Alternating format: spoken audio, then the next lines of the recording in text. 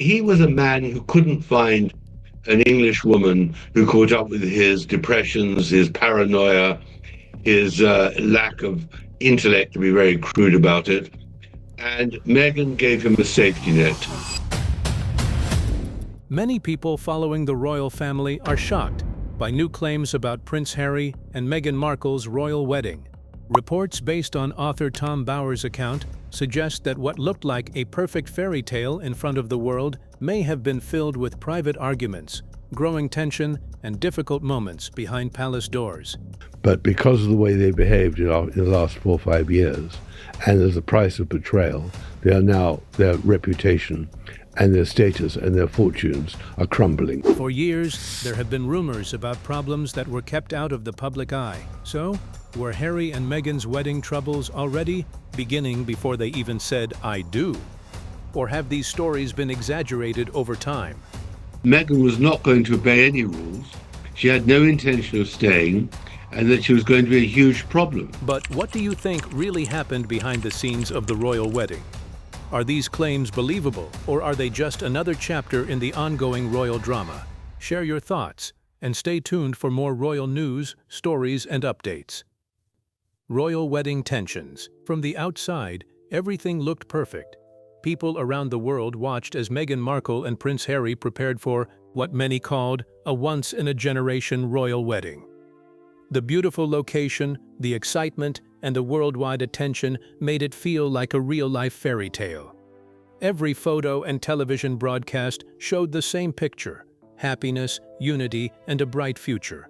But behind that perfect image, something very different was quietly developing.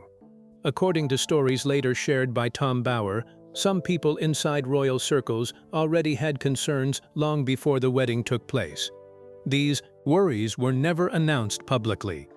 There were no official warnings or dramatic arguments. Instead, there was a quiet feeling that something was not quite right. It was kept private, carefully controlled, and rarely spoken about openly. Those who had spent years inside the royal institution believed they had seen enough to notice certain patterns. What they were seeing did not fully match the happy picture being shown to the world. It was not one big event that caused concern. It was many small moments that slowly added up. Some decisions seemed different from normal royal traditions. Some conversations and interactions were not openly disrespectful, but they created an uncomfortable feeling that was hard to ignore. These were the kinds of details that never appeared in newspaper headlines but stayed in private discussions. As these small moments continued, quiet questions began to grow.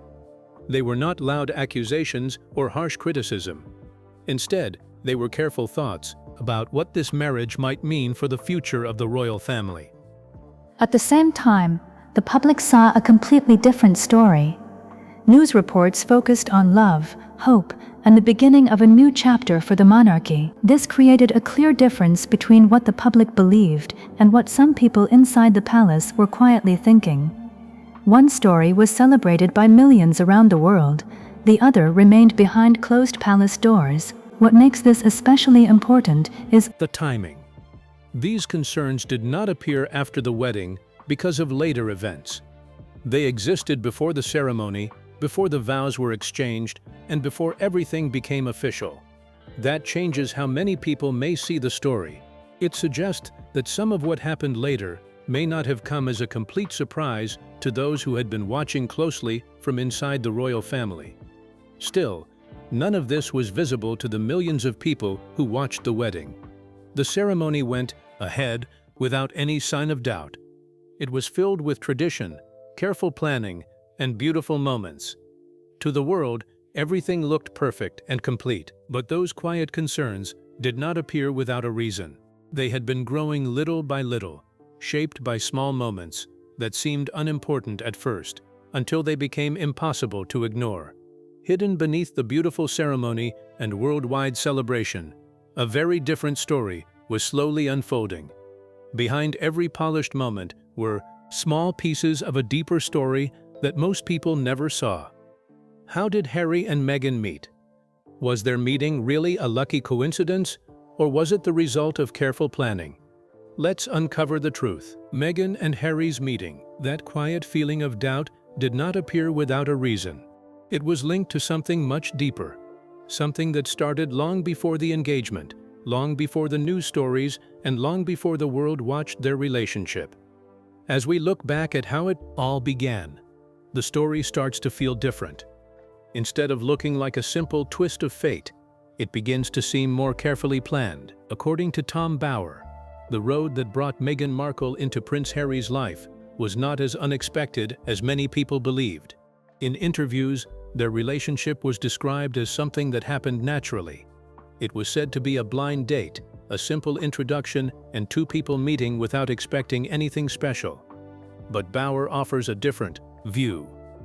He believes their meeting was shaped more by planning and purpose than by pure chance. He says that, in the years before they first met, Meghan had been spending more time with wealthy and influential people. This change did not happen overnight. It happened slowly and with clear direction. After the end of her first marriage around 2013, her goals seemed to change.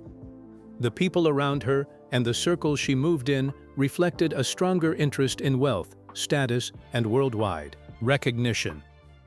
With each step, she appeared to get closer to a world where knowing the right people was just as important as having the right opportunities. Seen this way, her introduction to Prince Harry becomes even more important.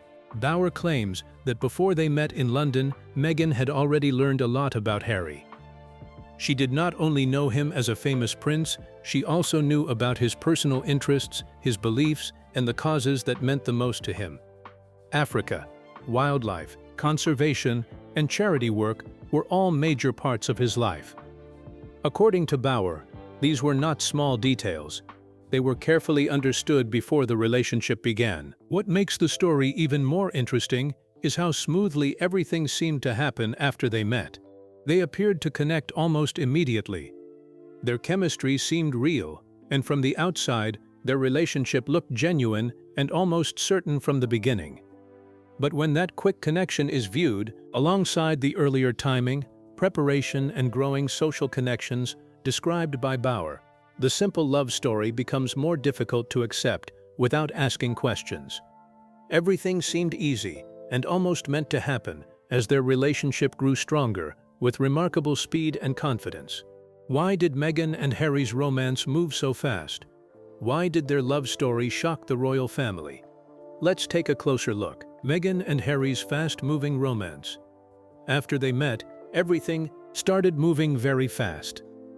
What began with one introduction in London quickly grew into a much deeper and more serious relationship. To people watching from the outside, it looked like an instant and powerful connection. It seemed like two people who were completely sure about each other from the very beginning.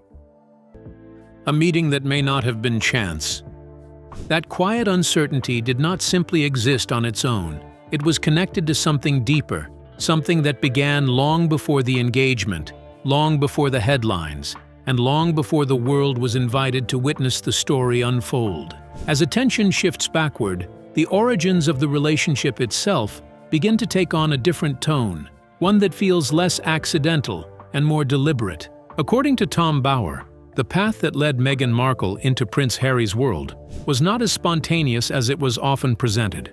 In interviews, the connection was described as natural, almost effortless. A blind date, a simple introduction, two people meeting without expectation, one shaped by preparation and intention rather than coincidence. He suggests that in the years leading up to that first meeting, Meghan had already been moving steadily through increasingly influential social circles. This was not a sudden shift. It was gradual and focused. Her direction appeared to change. The environment around her began to reflect a different kind of ambition, one that aligned more closely with wealth, status, and global visibility. Each step seemed to bring her closer to a world where connections mattered just as much as opportunity. Within that context, the introduction to Prince Harry takes on added significance. Bower claims that before their first encounter in London, Meghan had already taken time to understand who Harry was, not just the public figure but the person behind the image, his interests, his values,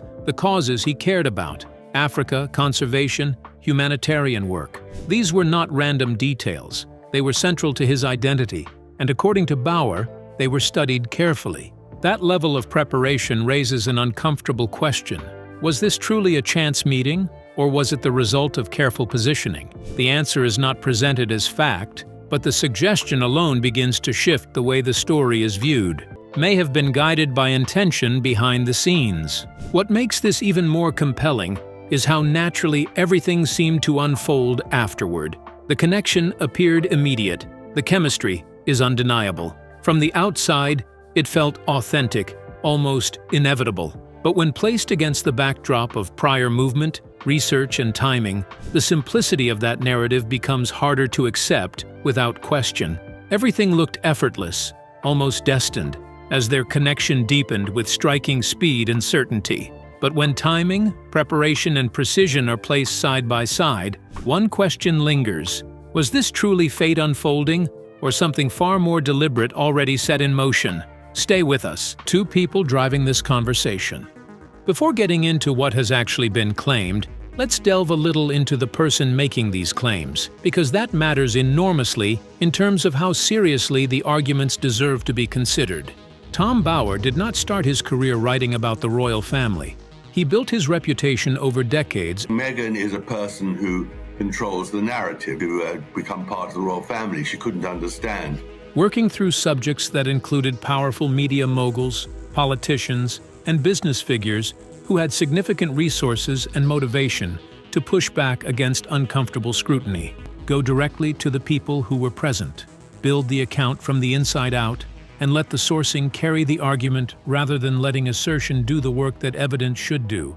He doesn't write from the outside looking in at a subject he doesn't have access to. He writes from the conversations he was able to have with people who were actually in the room when things happened. Carried the weight it did when it landed in March 2026. Within days of release, that kind of commercial response doesn't happen through marketing alone. It happens when a book touches something that a large number of people have been waiting for someone credible and accountable to address in print with their name on the cover. Lady Colin Campbell, on the other hand, operates in a different way but carries her own kind of authority in this space. She has spent years building detailed, sustained arguments across television appearances and online platforms that draw audiences in the millions consistently. She is not an anonymous commentator. She uses her name, title, questioned, and held responsible for what she has said. And when she makes an argument, she attaches herself to it if she turns out to be wrong.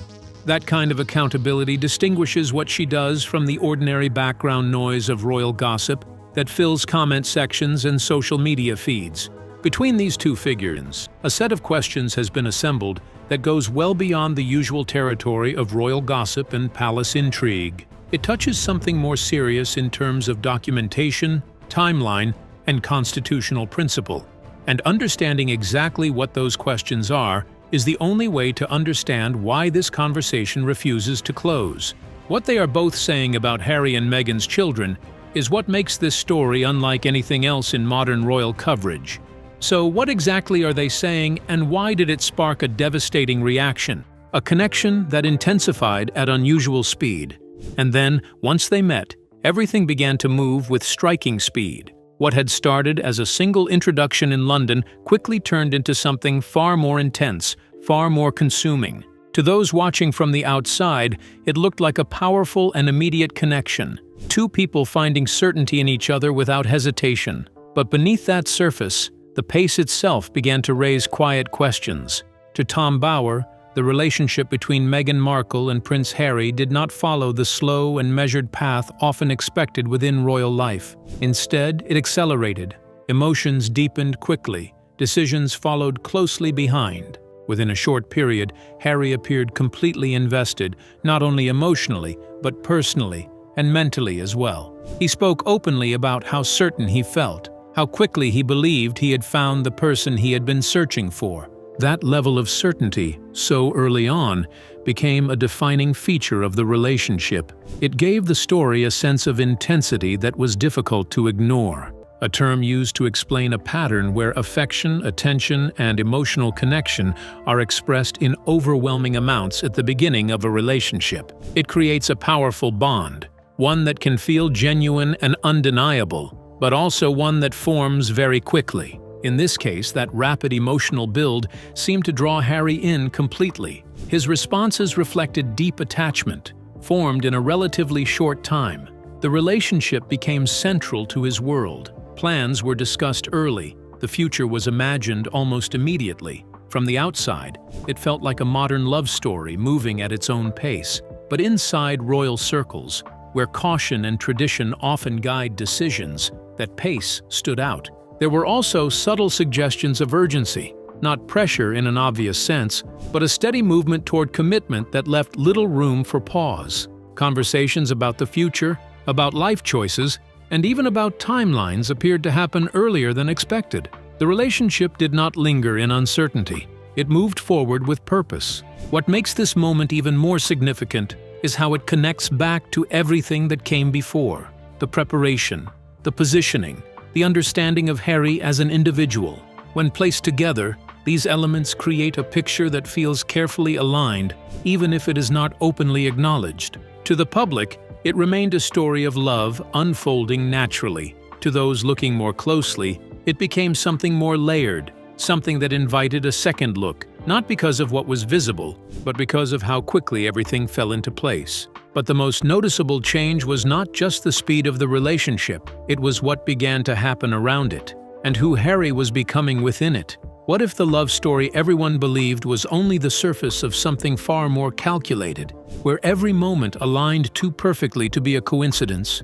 And as the romance intensified, why did everything around Harry begin to quietly change in ways few could explain? Stay glued. The Mediterranean years and the engineered meeting. This is the part of the story that Tom Bower has been building toward for years. And it is the part that mainstream media has been most reluctant to touch. Until now. Before Meghan Markle was a minor cable television actress on a show called Suits, there was a period in her life, her Mediterranean years, her pre-Hollywood years, that is now attracting serious and sustained attention from researchers, journalists, and investigators who have been examining photographs, timelines, and records that are gradually surfacing from sources who are no longer willing to stay quiet. Tom Bower has been forensic about Meghan's ambition. His assessment: a woman of huge ambition and total ruthlessness, but a woman without much talent. He describes a 5-year-old girl standing on a Hollywood red carpet with her father saying, "Daddy, I want to do this. I want to be the star." That ambition didn't appear from nowhere in 2016. It was there from the beginning, and it drove decisions and associations throughout her adult life that are now becoming visible. What Bower and other serious researchers are now openly discussing is this. Ambitious women in Hollywood who want access to powerful rooms have always found ways to get into those rooms. The yacht circuit, the private yachts of wealthy and powerful men in the Mediterranean and elsewhere, has long been one of those access points. And the claim that Meghan Markle was a guest on multiple yachts before she ever met Prince Harry, a claim that has been circulating in certain media spaces for years, is no longer being treated as a fringe allegation. It is now being posed as a direct question by mainstream media figures who are specifically asking whether the number of yachts she was a guest on before meeting Harry was in double or triple figures. Let that sink in for a moment, because that is a very significant shift in the public conversation. A year ago, that question was being asked only in corners of the internet that the mainstream media dismissed as unreliable. 6 months ago, it was being raised by royal commentators who were careful to frame it as speculation. Today, it is being stated as a starting point, not a question of whether she was on those yachts, but a question of the scale. Double figures or triple figures? That is not a question that treats the underlying claim as unproven. That is a question that treats it as established and asks about magnitude. And the people asking that question are not anonymous bloggers. They are recognizable, credentialed figures in the media landscape who clearly believe the evidence has reached a threshold where the question can no longer be deferred. And the photographs are part of why. Pictures that researchers describe as placing Meghan in specific contexts, on specific vessels, with specific individuals whose names, when connected to hers, raise questions that the official Sussex narrative has never been asked to answer. And then there are the photographs. Pictures that, according to researchers who have been tracking this story, place Meghan in contexts and with individuals that raise questions she has never been asked to answer publicly. Tom Bower has documented how much of Meghan's pre-Harry history appears to have been systematically removed from the internet. Scrubbed, as some researchers put it, long before the public ever knew who Meghan Markle was. Which brings us to the Soho House meeting. The official narrative is one of the most successful pieces of mythology in modern royal history. Two people meet by chance through a mutual friend. They fall in love. It's a fairy tale. The end. Except Tom Bower and serious researchers have been asking for years whether that meeting was, in fact, engineered, deliberately, carefully, by people with serious money, serious connections, and a very specific interest in placing Meghan Markle in front of Prince Harry. The name Marcus Anderson keeps coming up in this context, a well-connected member of the Soho House set. Someone who has remained extraordinarily, inexplicably close to Harry and Meghan long after virtually everyone else in their social circle has been ghosted, discarded, or publicly denounced. Tom Bower himself has noted that Meghan is quite ruthless in dropping and dumping people, and then very publicly castigating them. She has a very long list of people she has ghosted. So why has Marcus Anderson survived that cull? Why is he still in their orbit years later when so many others are gone?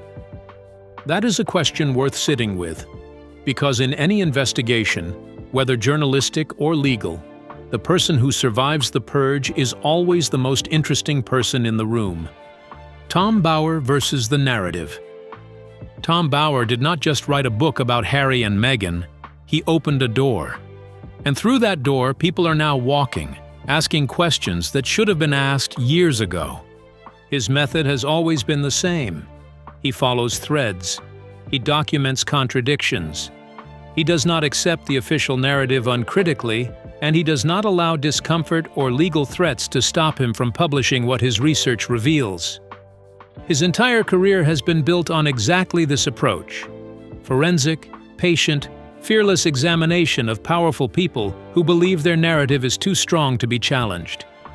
And what makes Tom Bower particularly significant in the Sussex story is that his audience agrees with virtually everything he says, almost universally.